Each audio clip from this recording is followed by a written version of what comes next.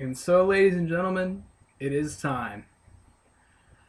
For the past 5 days, 5 days, I have spent at least an average of 11 hours playing this brand new game they keep talking about called Mass Effect 3. I've spent a lot of time playing it. I used about every weapon. I did a bunch of combinations. I tried to do as many quests as possible. I played on the hardest difficulty. I played a butt ton of multiplayer. So I'd like to give you now my official what I think of Mass Effect 3. I'm going to officially judge it on whether or not you should buy it or not. Basically, this is a review, but I don't like the term review. This is more of a recommendation, influenced by time spent playing the game. So, there you go. I'd like to first start out with saying congratulations, BioWare. You have made an absolutely wonderful masterpiece of what a modern video game is and should be. Several times I felt rather heartened. I would see something and feel emotional about it. That's something that's rare these days. I need to feel emotion a lot more. Some of the activities outside video games that I do really stand on emotion. And if you don't have that emotion, it doesn't sell that well in terms of reaching out to an audience. And several,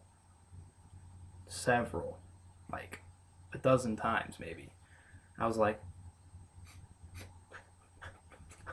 no, don't do that to me. I was like, yeah, let's go, humanity. A lot of that stuff sort of happened. Where should I get started is the big question, because everything sort of ties together.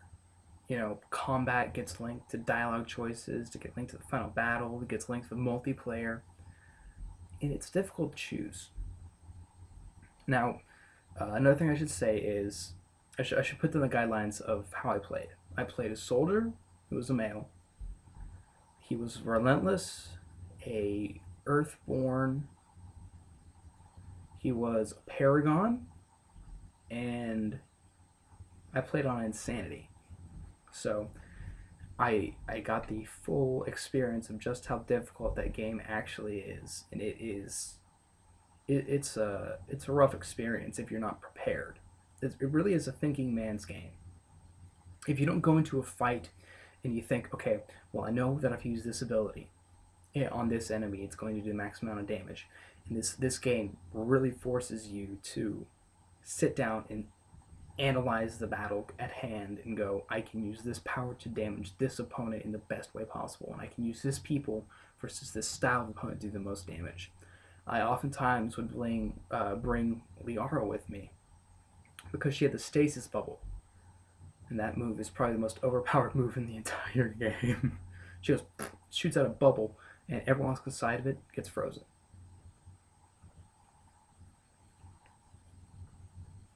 I'm fine with that.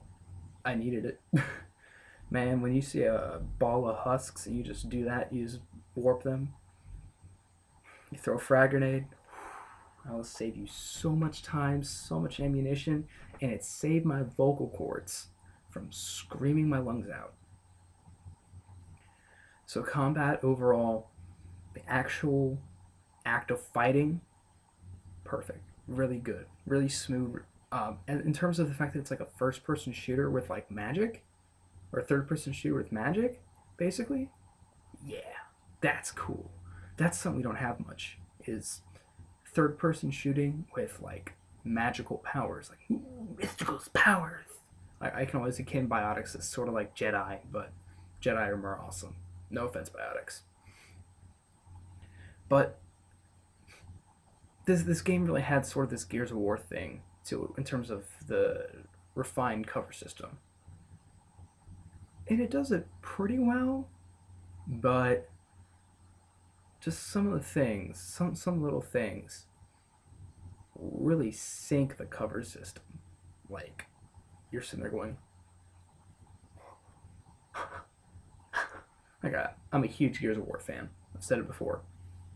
And so if I can't stick to cover as well, if I don't move in the same ways that I would in Gears of War, I'm a bit not so much offended, but it just bugs me. It's like it's difficult to borrow engineers and everything. It's really weird to do, but it's like maybe they could have gone to Epic and go, hey guys, how'd you solve this problem? But I don't know. Maybe these big companies with the competing publishers, they probably have issues with that.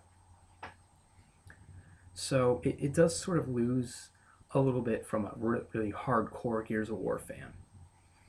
But some things they have are just like, well, why don't they have that in Gears of War?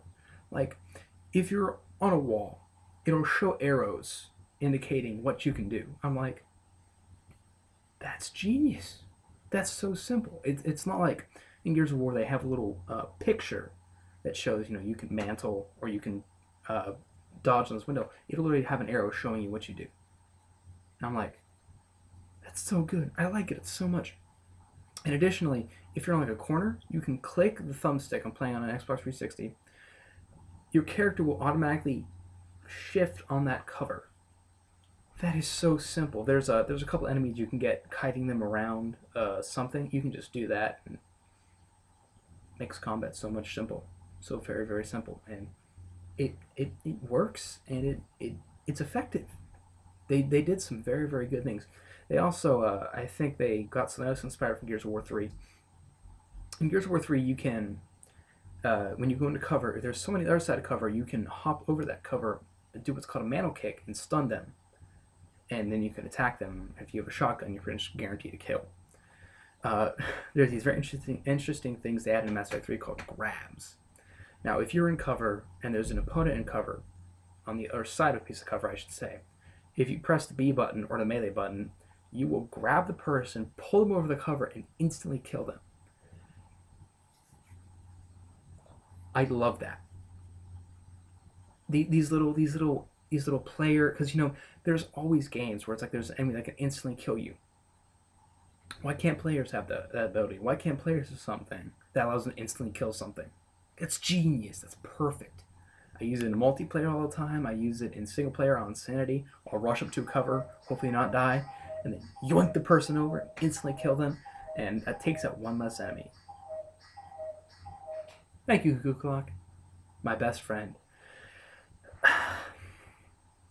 There are some things that really just don't make sense. Or some things that they make sense, but it harms the player. Like a couple of main planets, Tachanka being one of them, and the Korean homeworld being another. You end up doing several missions on that planet, which we know is going to happen. It's been leading up to this, and you'll have several missions for each planet. And if you do the main final mission before you do all the other ones, you can't complete those other ones. What? Why? Why can't I do that? I had one in the Korean homeworld that I couldn't do, and I'm like, no, because I'm an achievement hunter by nature. That's probably my dream job. Will be working at Rooster Teeth Achievement Hunter, because my job would be to get people achievements. I love that social aspect of the gaming. Hey, this is how I did this achievement. That sort of thing. And basically, that screwed me over on 2 achievements. One specific to the mission, and one that is complete all maps for multiplayer on Gold or complete all missions on Insanity. And because I didn't get that one mission done, sorry, I'm like, and it bugged me so much, because that mission's experience might have gotten me to 60. My character ended up being level 59 at the end of the game. 59 out of 60. Come on, BioWare. And there were a couple of actually glitched quests too. There was one to get a Prothean Obelisk and a Shrike Abyssal, for example, and that one's bugged for whatever reason. There are like one or two little missions that are sort of like that. I'm like, why? You know, it's the little things that happen from a lot of people playing a game. Maybe it's a unique example. I don't know. And another thing is a lot of the character animations and how it interacts with like pieces of armor and weapons, they're really bad on my TV. It might be because my TV is from 1996 and it's 4:3, so that's probably a big reason as to why graphically my TV can't handle it. But I don't know if that's part of the fact that I'm playing on 360 or not. It probably is because of my TV. And that's unfortunate for me because I need these high fidelity graphics. I don't like going, oh, it looks so bad, but I know it can look so good. It's torturous. It really is. But that's unfortunate, and it's where I am in life. I accept that for what it is. Now, something very interesting that, I'll be honest, I did not like about the game is that you don't make as many, like, huge dialogue choices. You really don't. Like, I think I maybe had maybe 20 of the red or the blue or red dialogue choices. Otherwise, it was just sort of progressing through a conversation, and you didn't do much investigating either. You just sort of, it was a lot less about the conversing. At least in the late game, like the early game, when you're on the Citadel for the first time, you will do nothing but talk for like 4 hours. You will seriously go level one, talk, talk, talk, talk, talk, talk, talk, talk. Level two, level three. You will just go to level and talk and talk and talk and talk. But after that, you just sort of don't, which is weird. It's like constantly in Mass Effect 1 and 2, you would have conversations.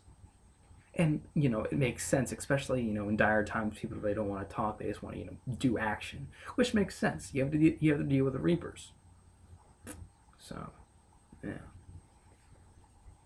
Now, one thing I did like about, if I can go back to combat, is mainly you fight Cerberus and the Reapers.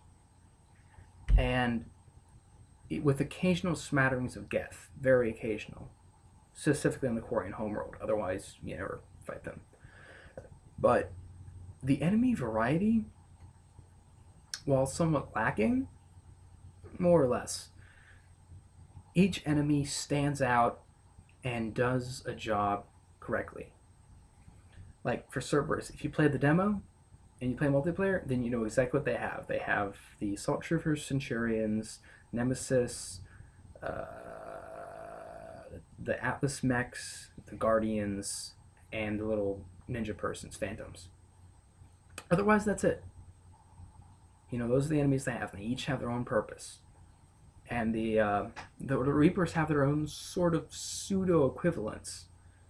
Sort of.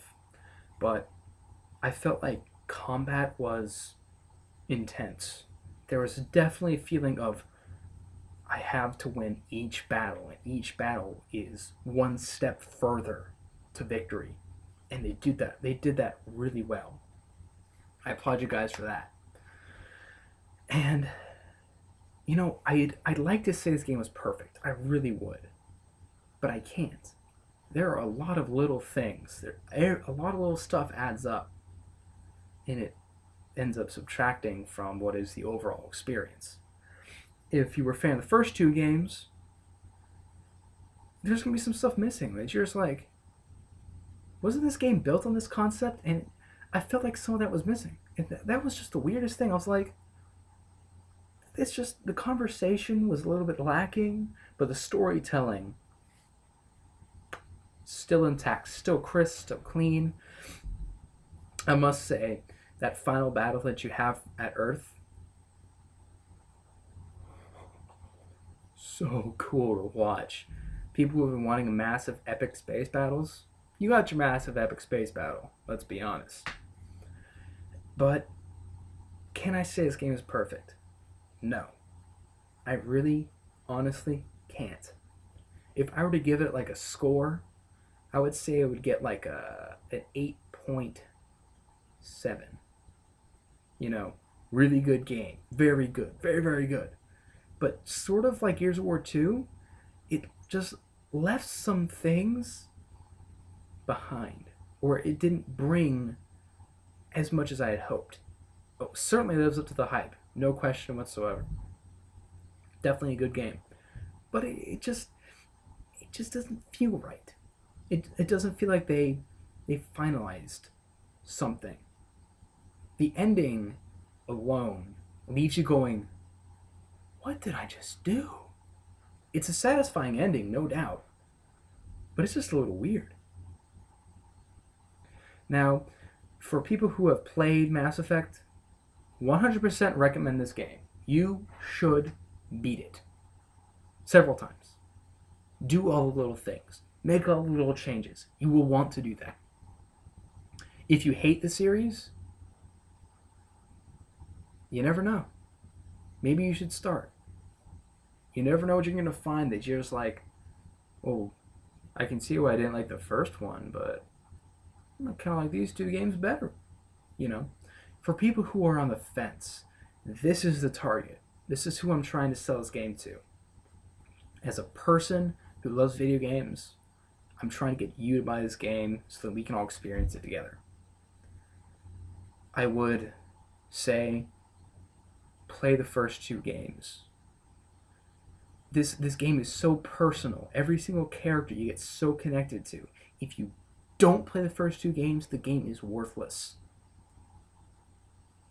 100% completely guaranteed that you will not want to play this game unless you have played the first two. So, take my words with a grain of salt. I'm a huge Mass Effect fan, so maybe I've been skewed a little bit by just absolute devotion to one of the best trilogies of this past decade and a half. So, if you go out, you spend your money, and you buy this game and you hate it, don't blame me. I warned you. This game's going to have some stuff that you might not like. But otherwise, the rest of us, we're going to enjoy our sweet experience kicking the Reapers halfway across the galaxy and back into the hole they came from. Thank you very much for watching today's recommendation review. I will see you all on Monday, because Sunday is my day off. You know, took the whole week off playing Mass Effect. Let's give you a really, really in-depth experience. More or less. Goodbye, everyone.